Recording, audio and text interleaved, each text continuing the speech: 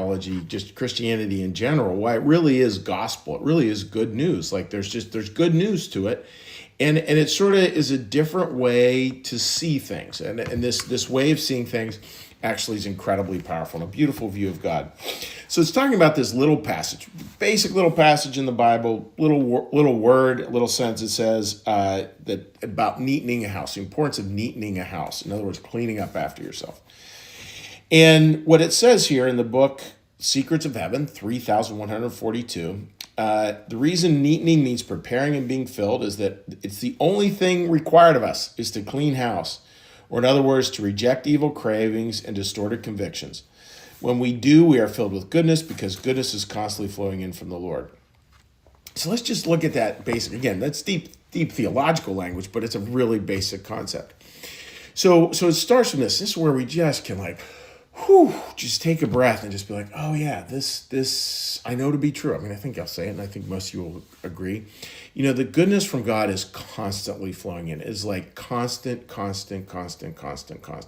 It's like sunshine, and today's a bright, beautiful day out here in southeastern Pennsylvania. You know, sunshine, bright, beautiful, incredible. You know, just always shining, always shining, always shining, always shining. So then what is our responsibility? Well, our responsibility is to look for the bad cholesterol. In other words, those things that are keeping that light, that grace, that blood, all that good stuff from flowing through. And that's our job, is to get rid of that. And it's beautiful because, and this is the key, this is why I think so much Christianity actually is good news, is gospel good news. Because the good stuff is the default. The good stuff is there. We don't need to create it. We don't need to go out and try to manufacture it. What we need to do is to get the good stuff out, get the bad stuff out of the way, the bad cholesterol out of the way, so that the good stuff can flow. In a real simple way, like here's a real simple exercise for yourself. You know, what are you without? Blah, blah, blah. What are you without jealousy? What are you without vengeance? What are you without anger? What are you without, what's the answer to that for you? And it's going to inevitably come back to good stuff. That's it, and that's why a prayer like, Lord, all right, what would I be? Help me to see. What would I be without this thought? And that's where we're looking at compulsions and distortions. If you have a compulsion that you're wrestling with, something you just can't let go of, you're having a hard time backing away from, just, okay, Lord, what's my life like without this compulsion? Good way to think of it. And oftentimes these two are connected, compulsions and distortions. Where do you find like you're constantly distorting things? Like, where are you living in high drama? Where are you living in gossip? Because those are always distortions.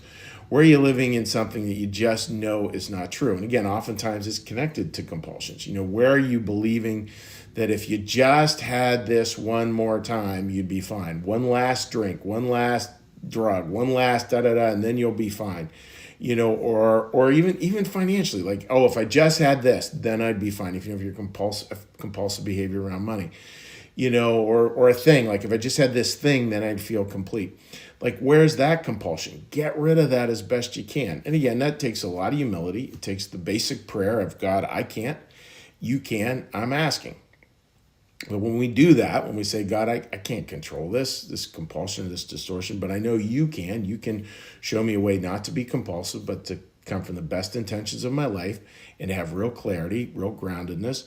And then I'm asking God to please give me that clarity and groundedness as best you can, as best as I'm able to receive it, because it's always there.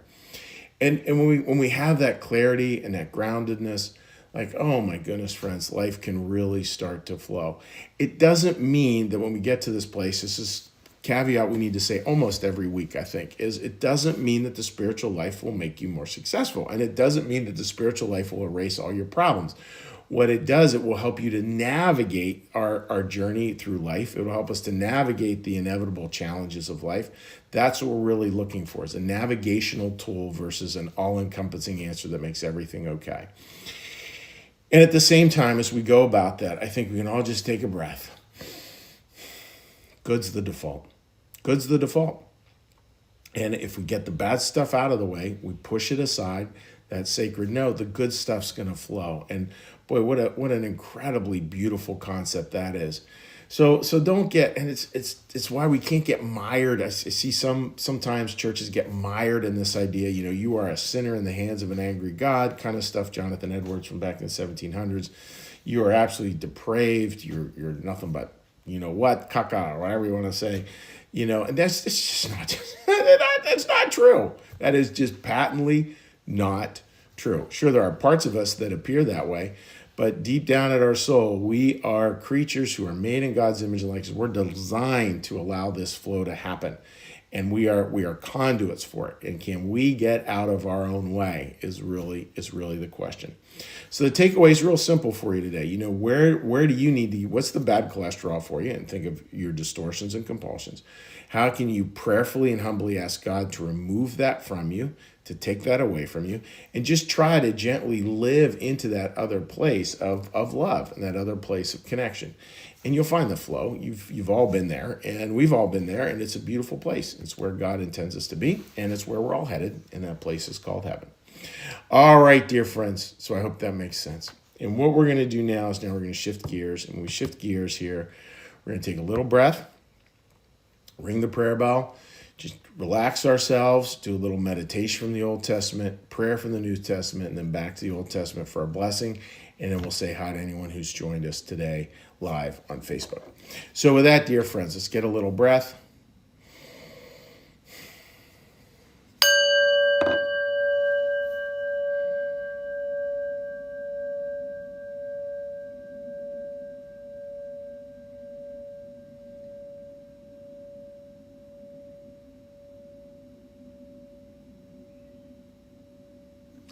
Be still and know that I am God.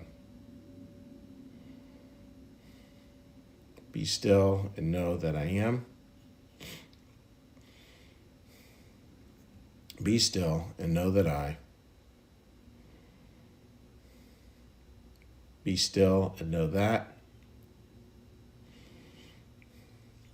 Be still and know. Be still and. Be still. Be.